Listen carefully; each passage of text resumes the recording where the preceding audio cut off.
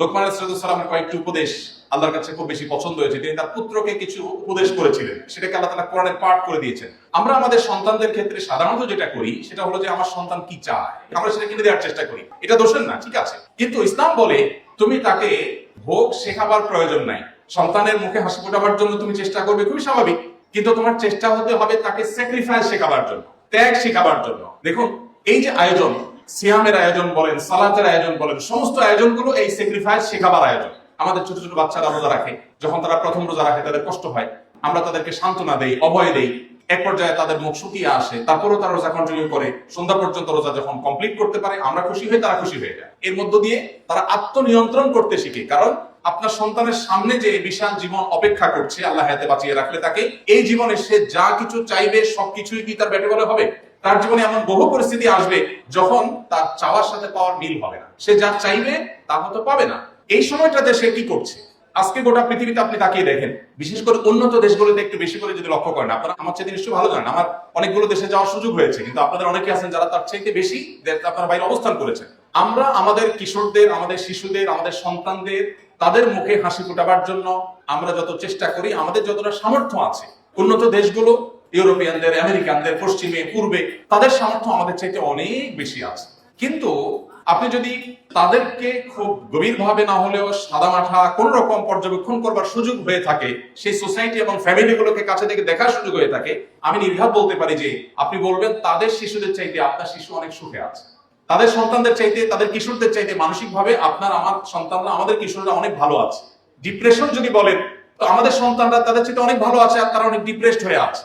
বৈষয়িক প্রাচুর্য কিন্তু তাদের কম নেই, কিন্তু শান্তি, সেই জিনিসটা তাদের কিন্তু আস্তে আস্তে হারিয়ে যাচ্ছে। কেন হচ্ছে? কারণ ভোগের শিক্ষা আছে, ত্যাগের কোনো শিক্ষা নেই, স্যাক্রিফাইসের কোনো শিক্ষা নেই, যেটা ইসলাম আমাদেরকে দিয়েছে। সমাজ উপস্থিতি, আমাদের সামগ্রিক জীবনে আমাদের পরিবার প্রত্যেকটা সদস্যকে স্যাক্রিফাইসের এই শিক্ষাটা দেওয়া এবং চর্চা করা, এটা আমাদের জন্য খুবই গুরুত্বপূর্ণ। আপনারা কর্পোরেট দুনিয়ার মানুষ, আপনারা জকজকে তকতকে পরিবেশে থাকা মানুষ। আমি একটা প্রশ্ন আপনাদের কাছে যদি রাখতে চাই, যে প্রশ্ন আমি আমার এক বন্ধুকে সিডনিতে রেখেছিলাম কয়েক মাস আগে। তিনি মস্ত বড় ইঞ্জিনিয়ার, বড় একটা কোম্পানিতে খুব হ্যান্ডসাম একটা স্যালারিতে জব করেন অনেক দিন থেকে। আমি তাকে বললাম, আচ্ছা ভাই বলেন তো, আপনি হ্যান্ডসাম একটা অ্যামাউন্ট পাচ্ছেন মান্থলি, আপনি অনেক পড়ালেখা করেছেন, অনেক কষ্ট করেছেন, এই সব কিছু করে আলটিমেটলি আপনি কি করছেন? তুমি বলেন যে কেমন কথা এটা, যে চাকরি করছি, ভালো একটা চাকরি করছি। তার বললাম, ভালো একটা চাকরি করছেন, এটা জিস্ট আমি যদি বলি, এক লাইনে যদি বলতে বলি, আপনি কি বলবেন? মানে আপনার অ্যাচিভমেন্টটা কি জীবনে? তুমি কিছুটা চিন্তাগ্রস্ত হয়ে পড়বেন। আমি আপনাকে হেল্প করি। আপনি আসলে একটা কোম্পানিকে সার্ভ করছেন, বিনিময়ে আপনি কি পাচ্ছেন? বিনিময়ে কিছু ডলার পাচ্ছেন, যেটা দিয়ে আপনার ফ্যামিলি নিয়ে আপনি খুব ভালোভাবে জীবনটা পার করতে পারছেন। তাহলে এটা তো আপনার জীবন পার করার একটা মাধ্যম, যে আপনি একটা ভালো বাড়ি কেনার ব্যবস্থা করেছেন, ভালো একটা গাড়ি আছে, মান্থলি কিছু টাকা পয়সা পান, ফ্যামিলি নিয়ে খুব ভালোভাবে চলতে ফিরতে পারছেন। এটা তো আপনার চলাফেরা বা টিকে থাকার একটা চেষ্টা। হ্যাঁ, আমার চিন্তা আপনি ভালোভাবে টিকে আছেন, পার্থক্য এটু। আমিও খাই, আপনিও খান, আমিও ট্রাভেল করি, আপনিও করেন, আপনি বিজনেস ক্লাসে করেন, আমি হয়তো ইকোনমিকে করি, পার্থক্য এটু। তো এখন আপনি যে টিকে আছেন, এই টিকে থাকাটা কি জন্য? তো তিনি বলতে পারছিলেন না। আমরা যারা কর্পোরেট দুনিয়াতে আছি, আমি আইদার কোনো কোম্পানিকে অথবা নিজের কোম্পানিকে, আমি কোন একটা লোগোকে, কোন একটা ব্র্যান্ডকে আমি সার্ভ করছি, এবং এটার জন্য আমার সমগ্র জীবন আমি শেষ করেছি। আমি যদি আরেকটু পেছনে যাই, একেবারে শৈশবে চলে যাই, একজন বাবা, একজন মা তার সন্তানকে ভালো একটা স্কুলে ভর্তি করাবার চেষ্টা করেন। কেন? কারণ ভালো স্কুলে পড়ে ভালো রেজাল্ট হলে ভালো কলেজে যেতে পারবে। ভালো একটা কলেজে যাওয়ার চেষ্টাটা কেন থাকে? কারণ ভালো একটা ইউনিভার্সিটিতে যেতে পারবে। ভালো একটা ইউনিভার্সিটিতে গেলে কি হবে? ভালো একটা জব পাবে, সেজন্য ভালো একটা ক্যারিয়ার হবে সেজন্য। আচ্ছা, ভালো একটা জব পেলাম, ভালো একটা ক্যারিয়ার হলো, এরপর কি চাকরি করব বা ব্যবসা করব, মান্থলি টাকা পয়সা আসবে, বুঝলাম। তো আমার জীবনের গোলটা আসলে কি? তাহলে দিন শেষে একজন খেটে খাওয়া দিন মজুর, তিনিও বেঁচে আছেন, আমিও বেঁচে আছি, তার চাইতে আমি একটু ভালোভাবে বেঁচে আছি, পার্থক্য এটুকু। তাহলে কি আমি এভাবে বলতে পারি যে আমার সমগ্র জীবনের একবারে শুরু থেকে আজও পর্যন্ত পুরো জীবনভর আমি যা করেছি, আমি স্কুলে পড়েছি, কলেজে পড়েছি, ভার্সিটিতে পড়েছি, আমি জব করেছি, ট্রেনিং নিয়েছি, দেশ বিদেশ করেছি, সবগুলো করেছি ফর কোম্পানি। কোম্পানিকে আমার সারা জীবন দিয়ে শেষ মুহূর্তে এসে আমি রিটায়ারমেন্টে গিয়ে এবার মৃত্যুর জন্য অপেক্ষা করছি। তো কোম্পানির জন্য সারা জীবন আমি দিলাম, কোম্পানি আমাকে কি দিল? কিছু স্যালারি দিল, বেঁচে থাকার প্রয়োজন। সময় উপস্থিতি, আমরা যদি এভাবে লক্ষ্য করি, তাহলে দেখতে পাবো যে আমাদের জীবনের আসলে চূড়ান্ত বা স্পষ্ট কোনো লক্ষ্য নেই। আমি কেন বেঁচে আছি? আমাকে বেঁচে থাকার জন্য কিছু স্যালারি দেওয়া হচ্ছে, আমি বেঁচে আছি। তা বেঁচে থাকাটা কি জন্য? বরং আমি যদি অন্যভাবে চিন্তা করি, আমরা রাতে ঘুমাই। কেন ঘুমাই? কারণ সকালে আমার জবে যেতে হবে, ডিউটিতে যেতে হবে, কোম্পানিতে কাজে যেতে হবে, বা আমার নিজের কোম্পানিতে যেতে হবে। তো আমার রাতের ঘুমটাও মূলত জবের জন্য। আমি একটু খাওয়া দাওয়া করে সুস্থ থাকার চেষ্টা করছি জবের জন্যই, কারণ আমার পুরো লাইফটা আমি সার্ভ করছি মূলত একটা কাজের জন্য। এভাবে একটা সিস্টেমের মধ্যে আমরা সবাই প্রবেশ করে গেছি। এমনকি দুর্ভাগ্যজনক বাস্তবতা হলো এখন আমরা ফ্যামিলিকে সময় দেওয়ার সুযোগ পাই না, এবং যার কারণে প্রত্যেকটা পরিবারে এখন টাকা পয়সা, ভোগবিলাসের উপায় উপকরণ, আমাদের সামাজিক মর্যাদা ইত্যাদি এগুলোর কমতি আমাদের না থাকলেও সুখ এবং মানসিক প্রশান্তির বড় বেশি অভাব। এই জায়গাটাতে আমাদের নতুন করে রিয়ালাইজ করার সুযোগ আছে। সিয়াম বা রমজান আমাদেরকে সেই জিনিসটিকে দারুণভাবে উদ্বুদ্ধ করে, সেই জিনিসকে দারুণভাবে শেখায়। আপনি দেখুন, পৃথিবীতে যাদেরকে দেখে আমরা তাদের মতো হওয়ার চেষ্টা করছি, তারা সন্দেহ নেই জ্ঞানে, বিজ্ঞানে, তথ্য প্রযুক্তিতে, আবিষ্কারে, অবকাঠামোতে, অন্য অনেক বিষয়ে তারা আমাদের চেয়ে এগিয়ে আছে, এবং সেই জিনিসগুলোতে আমরা তাদের মতো হওয়ার চেষ্টা করে দোষের না। কিন্তু কালচারের কথা যদি আপনি বলেন, তো আমি নির্দ্বিধায় বলতে পারি, আপনি যে কালচার ধারণ করেন এজ এ মুসলিম, আপনার সেই কালচারাল দিক থেকে আপনি ওর চাইতে, ও যদি জাগতিক বিষয়গুলোতে আপনার চাইতে 200 বছর এগিয়ে থাকে, তো আপনি কালচারাল দিকগুলোতে, পারিবারিক সুখে, দাম্পত্য শান্তিতে আপনি তার চাইতে 400 বছর এগিয়ে আছেন। আমরা আমাদের সমাজের স্বামী স্ত্রীর মধ্যে যে ভালোবাসাটা দেখি, তারা এগুলো তো কল্পনা করতে পারে না। আপনার আমার চাইতে ভালো জানেন এগুলো। তাদের ব্যাপারটা বেশিরভাগই হলো অনেকটা রুমমেট বা ম্যাচমেটের মতো, যে ঠিক আছে আমি ইলেকট্রিসিটি বিল দিচ্ছি, তুমি গ্যাস বিল দাও, আমি পানি বিল দিচ্ছি, তুমি বাজার খরচের টাকাটা দাও। এ হলো তাদের অবস্থা। আমাদের পারিবারিক জীবনে যত অশান্তি থাকুক না কেন, দিন শেষে একজন স্বামীর সাথে একজন স্ত্রীর যে বন্ডিং, যে ভালোবাসা, এটা আসলে তারা কল্পনা করতে পারে না। আমাদের সমাজে এখনো সন্তান বাবা মাকে, এই অধঃপতনের পরও এখনো সন্তানরা বাবা মাকে যতটা ভালোবাসে, বাবা মার সন্তানকে যতটা ভালোবাসে, তারা তো এগুলো চিন্তা করতে পারে। আমাদের এই সুখের জায়গাটাতে আমরা অনেকেই খুব যথাযথভাবে আমাদের উপলব্ধিটা সেভাবে আমাদের হয়ে উঠছে না, এবং আমরা হীনমন্যতায় ভুগি। অ্যাজ এ মুসলমান আমাদের ইসলামের চর্চাটা যেমন বাড়ানো দরকার, ইসলামটাকে বোঝা দরকার, ইসলামটা আমাদের পরিবারের মধ্যে খুব চমৎকার ভাবে গেঁথে দেওয়া দরকার, এবং চর্চাটা বাড়ানো দরকার। এর ফলে কি হবে? আখিরাতের শান্তি তো পরে, আল্লাহ বলেছেন ওয়াল আখিরাতু খায়রুম ওয়া আবকা, সেটা তো পরে আসবে। পার্থিব জীবনে আমাদের আল্লাহ তাআলা প্রচন্ড রকমের শান্তি, মানসিক সুখ, মানসিক সান্ত্বনা, মানসিক সমৃদ্ধি সেটা আল্লাহ তাআলা দান করবে। নবীজি সাল্লাল্লাহু আলাইহি ওয়াসাল্লাম বলেছেন লাইসাল গিনা বিকাসরাতিল হক ওয়ালাকিন্নাল গিনা গিনান নফস। অনেক প্রাচুর্যের মধ্যে, বৈশ্বিক প্রাচুর্যের মধ্যে আল্লাহ তাআলা মানুষের প্রকৃত সচ্ছলতা রাখেন। প্রকৃত সচ্ছলতা হলো মানসিক মনের সচ্ছলতার মধ্যে। একজন ধরুন তার 2টা ছেলে বা একটা ছেলে একটা মেয়ে, দুজনকে পাঠিয়ে দিয়েছেন বিদেশে পড়ার জন্য। এখন আলটিমেটলি বিদেশে পড়তে গেলে ছেলেরা মেয়েরা সেখানকার ভালো এনভায়রনমেন্ট পায়। বিদেশি এমবাসিগুলো আমাদের দেশে এমবাসি খুলে বসে আছে আমার দেশের মেধাবী ছেলেগুলোকে ক্যাচ করার জন্য। আমি কয়েকদিন আগে কয়েকটা এমবাসির উপর একটু ঘাটাঘাটি করার চেষ্টা করলাম যে তাদের ভিসা দেওয়ার ক্ষেত্রে পলিসিটা।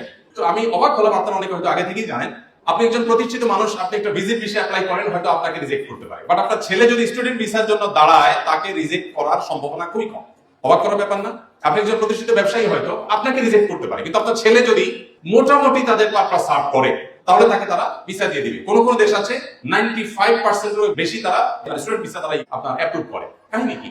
আপনি বলবেন তারা জ্ঞান বিজ্ঞানকে অনেক অ্যাপ্রিসিয়েট করে, তারা এই দেশ থেকে, তারা এই দেশের ছেলেরা ওখানে জ্ঞান বিজ্ঞান অর্জন করতে যাবে, পড়ালেখা করতে যাবে, অ্যাপ্রিসিয়েট করে। বাস্তবতা কি আসলে তাই? তাদের তো বিশাল বড় জেনারেশন গ্যাপ তৈরি হয়ে যাচ্ছে।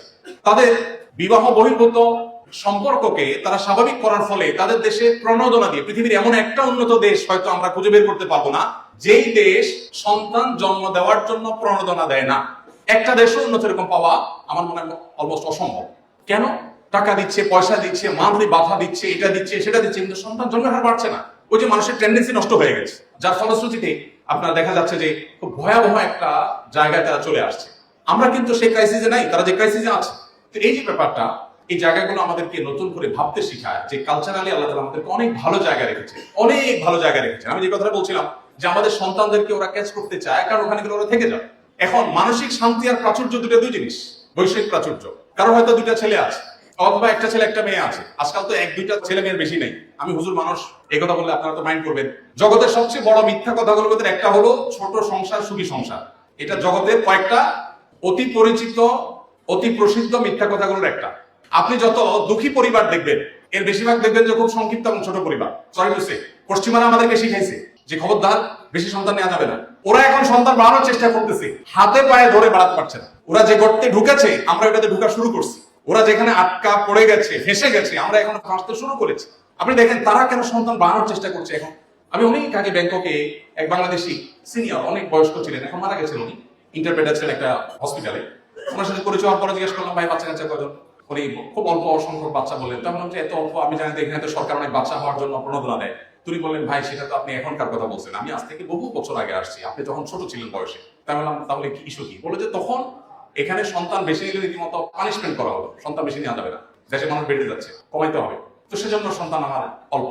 তো বললাম এখনকার অবস্থা বলছে, এখন অবস্থা হলে আমি যদি 10টা সন্তান জন্ম দিতে পারি তাহলে সরকার আমাকে রীতিমতো জাতীয় পর্যায়ে পুরস্কার দেবে, এমন একটা ভাব। তাহলে কি দাঁড়ালো দিন শেষে? প্রথম তারা যা করেছে ওইটার ফলে মানুষের টেন্ডেন্সি একবার চেঞ্জ হয়ে গেলে এই টেন্ডেন্সি শত বছরে আর পরিবর্তন করা সম্ভব নয়। সেই ক্রাইসিস তাদের শুরু হয়েছে। তো আমরা তাদের অনুসরণ করছি অন্ধের মতো, ইসলামকে পাশ কেটে, ইসলামকে সেকেলে মনে করে যা পাচ্ছি তা আমরা গোগ্রাসে দিচ্ছি। এই জায়গাটাতে আমাদের ইসলামকে নতুন করে জানার এবং বোঝার দরকার আছে। সময় বলছি, আমি যেটা বলছিলাম যে বৈশ্বিক প্রাচুর্য হলেই সুখী হওয়া যায়, কর্পোরেট দুনিয়াতে বিশেষ করে এই ধারণাটা আমাদের মধ্যে বদ্ধমূল হয়ে গেছে। ফলে আমাদের ফ্যামিলিকে আমরা সময় দিতে রাজি না। আমরা বাসায় ঢুকছি মোবাইল টিপতে টিপতে, আবার বের হচ্ছে মোবাইল টিপতে টিপতে। আমি বিভিন্ন জায়গায় বলার চেষ্টা করি, আমার শত ব্যস্ততার মধ্যেও আমি প্রতিদিন 1 ঘন্টা আমার বাচ্চাদের সাথে খেলার চেষ্টা করি। বিশেষ করে যখন শীতের সময় থাকে, গত 4-5 মাস আমার এরকম অনেক প্রোগ্রাম ছিল যেখানে আমার থাকা অনেক গুরুত্বপূর্ণ। বলছিলাম আমার বাচ্চাদের সাথে খেলার সময় গেছে, আমি আর কোথাও থাকবো না। 1 ঘন্টা বাচ্চাদের সাথে আমি খেলি এবং খেলতে গিয়ে বাপ বেটা ঝগড়া করি, খেলাধুলা করি। কয়জন বাবা আছেন যে সন্তানকে নিয়ে খেলেন বা সময় দিতে পারেন? বেশিরভাগই আমরা এখন এত ব্যস্ত হয়ে গেছে, মনে করি টাকা পয়সা হলে সবই হয়ে যাবে। আমাদের আসল শান্তির জায়গাটা থেকে আমরা সরে যাচ্ছি। আমি যেটা বলছিলাম, কারণ 2টা ছেলে মেয়ে আছে, আমি এরকম অনেককে দেখেছি। জিজ্ঞেস করছি ভাই বাচ্চা কাচ্চা কয়জন, জিজ্ঞেস করছি বাচ্চা কয়জন, ছেলে মেয়ে কয়জন, উত্তর হবে 2 বা 3 বা 4 কিছু একটা। তো উত্তর হয় বেশিরভাগ ক্ষেত্রে 2 জন। ছেলেটা কানাডা থাকে, মেয়েটা ব্রিটেনে থাকে। আমি কিন্তু জিজ্ঞেস করি না কোথায় থাকে, কিন্তু ওনার বলা শেষ। এই গল্পটা দিতে আমাদের খুব ভালো লাগে। আসলে আমরা এটা বলে খুব স্বাচ্ছন্দ্য বোধ করি। আচ্ছা, যে ব্যক্তি মুখে এটা বলছেন যে আমার একটা ছেলে টরন্টোতে আর একটা লন্ডনে, আপনার কি বিশ্বাস যে মানসিকভাবে আসলে খুব শান্তিতে আছেন? আছে কিন্তু 2টা বাচ্চা, 2টাই বাইরে, এবং তারা ফিরে আসার সম্ভাবনা খুব ক্ষীণ। একটু ভিডিওতে নাতিপুতি দেখে, বৌমাকে দেখে, ছেলেকে দেখে, মেয়েকে দেখে, ভেতরে কিন্তু ত্রাস, কিন্তু বাইরে অনেক সুন্দর জীবন, উনি অনেক সুখে আছে। এই সুখের অভিনয় আমরা করছি। সময় উপস্থিতি, ইসলাম আমাদেরকে বাস্তবমুখী হতে পারে, আর সেজন্য সিয়ামের বার্তা আমাদের ধারণ করা দরকার, গ্রহণ করা দরকার। আমি আপনাদের প্রতি উদাত্ত আহ্বান রাখতে চাই, শুনে শুনে মুসলমান না হয়ে অনুগ্রহ করে আসুন আমরা একটু ইসলামটাকে জানার চেষ্টা করি। আজকে যেরকম একটি চমৎকার আয়োজনে আমাদের বাচ্চাদেরকে সাথে নিয়ে, ফ্যামিলিকে সময় নিয়ে আমরা সময় দিয়েছি, আসুন পারিবারিকভাবে ইসলামকে শেখার জন্য, জানার জন্য আমরা কোনো একটা অ্যারেঞ্জমেন্ট করি। আমরা কোরআনটাকে অর্থ সহকারে, ব্যাখ্যা সহকারে বোঝার চেষ্টা করি, হাদিসটাকে বোঝার চেষ্টা করি। অ্যাজ মুসলমান ইসলামটাকে আমরা জেনে বুঝে চর্চা করি, সেটা আমাদের জন্য অনেক বেশি উপভোগ্য হবে, সেটা আমাদেরকে সত্যিকার ইসলামের পথে নিয়ে যাবে। অনেক মা বোন আছেন এখানে, আমি আপনাদের উদ্দেশ্যে বলতে চাই, জান্নাতে যাওয়ার পথটা আপনাদের জন্য অনেক সহজ করে দিয়েছে ইসলাম। পুরুষদের জন্য অনেক জটিল, রাস্তায় ঝগড়া করতে গেছি, মুখ খারাপ করা যাবে না, নাহলে জাহান্নামে চলে যাবে। আপনার তো সে অপশন খুব একটা নাই। আমাকে রাস্তায় অনেক কিছু ফেস করতে হয়, আপনার অনেক কিছু ফেস করতে হয় না, আল্লাহ তাআলা অনেক সহজ করে দিয়েছে।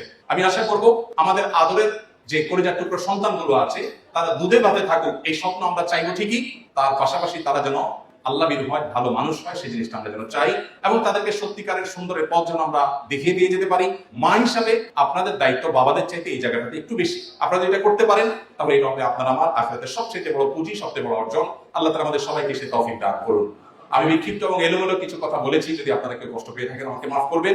আর উপকারী কোনো কথা বলে থাকলে সেটা অনুযায়ী আমরা আমল করার চেষ্টা করবো। আল্লাহ তাআলা আমাদের এখানে আসাকে, বসাকে, এই চমৎকার আয়োজনকে কবুল এবং মঞ্জুর করুন, এবং এখানে যেরকম আমরা সমবেত হয়েছি আল্লাহ তাআলা আমাদেরকে জান্নাতুল ফেরদাউসে একইভাবে সমবেত হওয়ার তৌফিক দান।